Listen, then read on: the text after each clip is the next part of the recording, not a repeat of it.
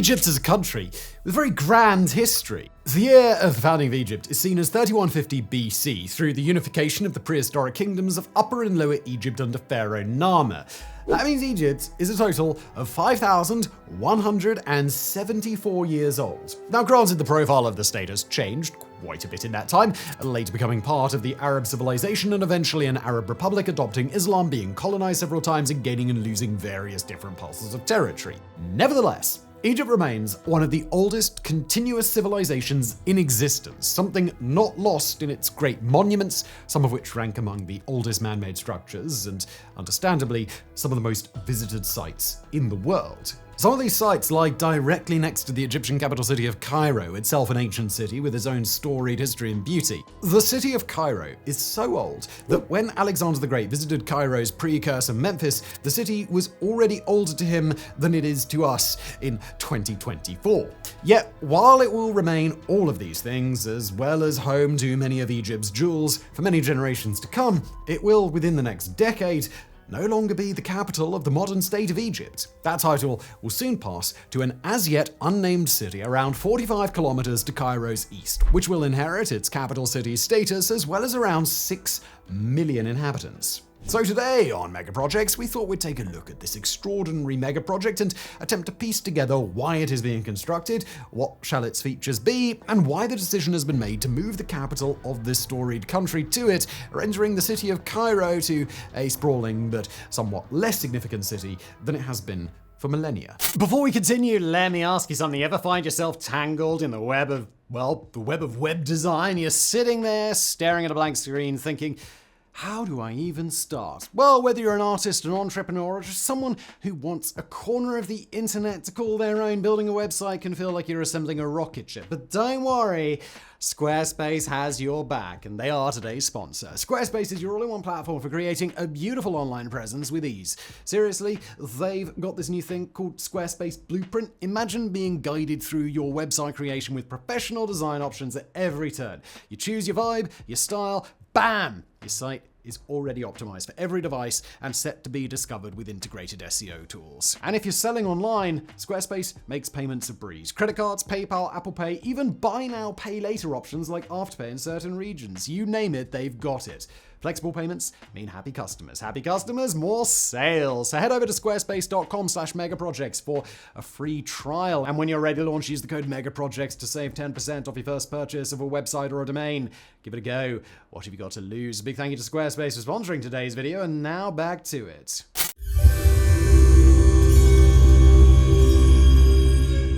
First, a little bit about the issues facing Egypt's current capital. Cairo is Egypt's largest city and one of the largest in the world. Brimming with history and culture, it's also brimming with about 23 million residents in its metropolitan area, up from 2.5 million in 1950. As a matter of fact, there are now more people living in Cairo than there were living in all of Egypt in 1950. In general, Egypt's population is booming. Already at 105 million people, which makes it the 13th largest country in the world, it continues to grow at around a rate of 1.6% per year. Not only this, but the population of Egypt is densely concentrated along the Nile Delta and in its principal cities, above all, Cairo. In fact, if the area of Egypt was counted only as the Nile Delta, coast, and the Nile Valley, it would be one of the most densely populated countries in the world, ranking only behind the city-states of Monaco and Singapore. And Cairo's neighborhoods are growing at an electrifying pace. According to the UN, the city's population grew by almost 500,000 people in the last year alone.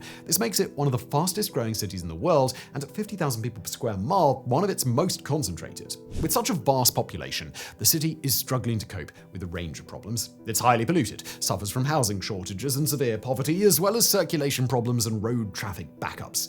All of this is hardly surprising for a city of its gargantuan size. Even Egypt's second city, Alexandria, is struggling to contain overcrowding and circulation issues despite being only 30% the size of Cairo. And Cairo's growth is not projected to slow down anytime soon. In fact, by 2050, it is expected to surpass 38 million inhabitants, more than the current biggest city in the world, Tokyo, and second only to Mumbai if its own population projections prove accurate. Administratively, Cairo's massive traffic jams are causing a huge problem with the state, with too many of the most important administrative buildings being located in Cairo's downtown. The city center, as in every major city, is the most congested part of Cairo, where traffic brings the city to a complete standstill on a regular basis. And when security lockdowns, necessary for certain state visits and summits, are added to this, it can lead to complete transit chaos in the middle of the city. Moreover, the massive use of cars and the resulting air pollution come at a cost to residents' health. According to the Clean Air Fund, air pollution is directly responsible for around 18,000 premature deaths per year,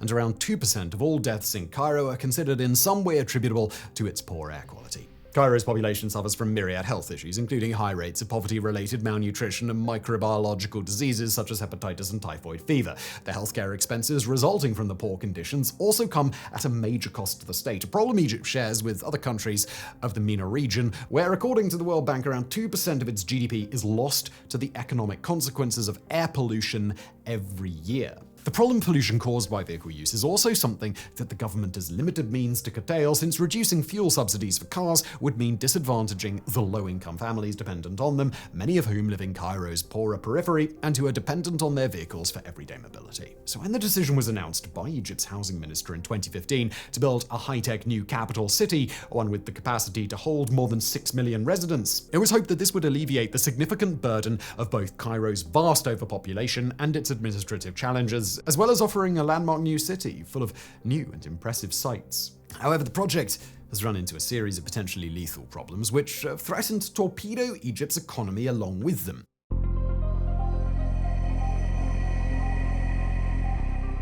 First, it should be noted that the decision to fashion a new city strictly for the purpose of functioning as the administrative capital of that country is not something without precedent. Brazil, for example, changed its capital city into the planned city of Brasilia, which itself was built in the 1950s. This was done to offer a more central alternative to Brazil's erstwhile capital, the coastal city of Rio de Janeiro. Other countries like Australia and Canada have designed their capital cities as one significantly less populous than their most major city, no doubt in order to enact a separation between the arms of the state and the problems coming with built-up urban areas. And these cities pale in comparison to the size and structural problems faced by the city of Cairo, accumulated throughout not only its vast history, but also through the rapid rise in the number of inhabitants. It should also be noted that fashioning new cities out of nowhere is something not unusual in the Middle East and the Arabian Gulf, with parts of Dubai and the King Abdullah Economic City in Saudi Arabia being some recent examples.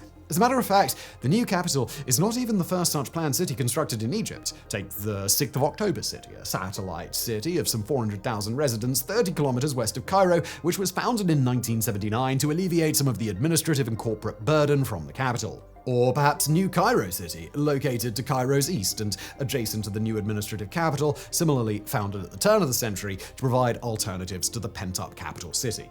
In fact, all these projects remain concurrently under construction as Egypt's government races to find solutions to its expanding population and to provide housing and offices, helping to decentralize Egypt's various Cairo-based headquarters and institutions. Such projects are also taking shape in other parts of Egypt. In 2008, President Abdel Fattah el-Sisi announced plans for the development of New Alamein City, a seaside resort located west of the second city of Alexandria on the Mediterranean coast. Construction of the Alamein resort is primarily intended to draw tourism, but also to draw some of Alexandria's residents away from the city and to ease the congestion present there.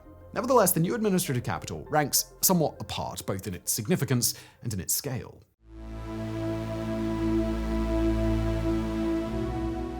Plans for the new city were announced at the Egypt Economic Development Conference on the 13th of March 2015. The project, largely overseen by Egypt's Ministry of Defense, was intended to consolidate and move government buildings into a tightly controlled arena, extensively monitored by thousands of surveillance cameras. Per the announced plans, the new city was set to include a brand new government administrative district, a diplomatic quarter, a cultural district, 21 residential districts, a huge central park, a new airport, and a newly built monorail system linking it with Cairo. It would house around 30 government ministries with a workforce of some 55,000 people, as well as foreign embassies, the country's parliament, the residence of the president, and of course the aforementioned 6.5 million residents. The new city is already home to the tallest building in Africa, the 77-floor tall iconic tower, as well as a huge presidential palace, multiple ministry buildings, schools, hospitals, and much more. The site is intended to be both modern and green, with the government having announced that it will allocate 15 square meters of green space per inhabitant in the new development. The new capital will have a central green river, a combination of open water and planted greenery twice the size of New York Central Park. All this in order to curb Egypt's massive problem with pollution and make the country generally greener. And so, like a great pharaonic project of the 21st century, the city is growing out of the desert, complete with gigantic governmental buildings and all the other trappings. And it's easy to imagine that the new administrative capital, when complete, would not only be a necessity in order to reduce the overcrowding in Cairo, but also a sensible solution to the administrative problems faced by ministries in the capital. But with final completion not yet attained, the Egyptian government has gone deeply into debt, and some Cairo residents have declared that they cannot afford to live in the new city. For now, the city remains mostly bereft of human habitation, with an estimate of only around 1,000 families living in the city at the time of writing. The new city does not yet have a name, and continues to be referred to simply as the New Administrative Capital, or NAC, with debate continuing on what to actually call it. And while construction of the new site has continued with aplomb since the project's inception, the project has faced mounting criticism due to its various backlogs, having by now bypassed both its intended completion date of 2022 and its original budget of $45 billion by quite a margin. As of 2024, the money piled into the project is estimated to be close to $60 billion, with construction expected to be complete later this year. And with all this accumulated cost and delay, the new administrative capital has resulted in a wide-ranging series of problems which have tarnished the project's fanfare and which are seen as potentially lethal to Egypt's relatively fragile economy.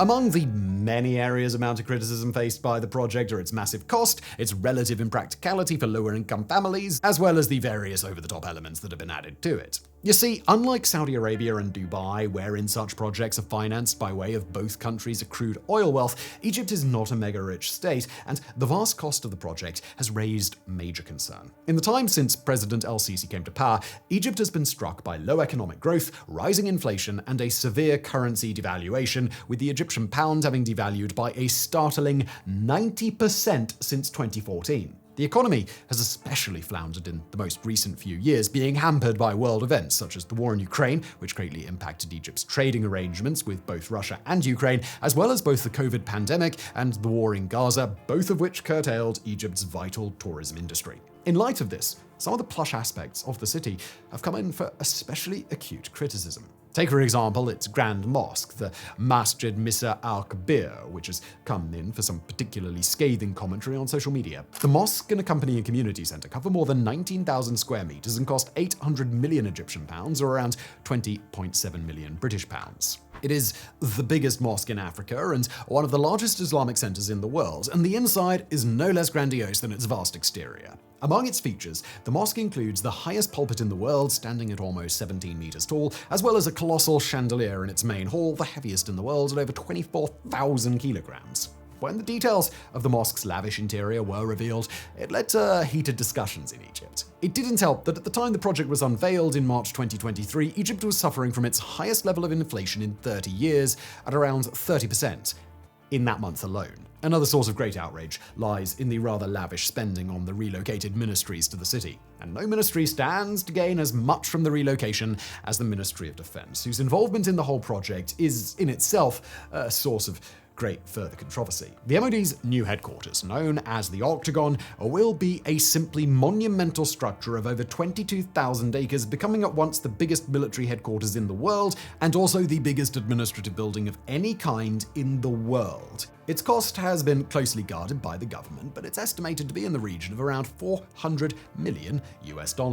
Now, building a defense military headquarters of this scale would be perhaps understandable for a military megapower, one with an overwhelmingly vast military or a boundless military budget. But Egypt is neither of those things. At 440,000 active personnel, Egypt's military is large, but it's still smaller than both Vietnam's and South Korea's, both of whom are significantly smaller than Egypt in population size. But it is in Egypt's defense budget where the lopsided cost and the scale of the new ministry is more keenly felt. At around $9.4 billion, Egypt's defense budget is the 35th biggest in the world, smaller than that of Qatar, Kuwait, and the UAE, and roughly similar in size to Switzerland and Norway, neither one of which has an active personnel of more than 30,000 soldiers. But for many, besides the massive economic cost, it is some of the other suspected reasons underpinning the defense ministry's involvement which are causing lingering cynicism. You see, in the 2010s, Egypt went through two successful popular revolutions, one of which brought down the country's longtime dictator, Hosni Mubarak,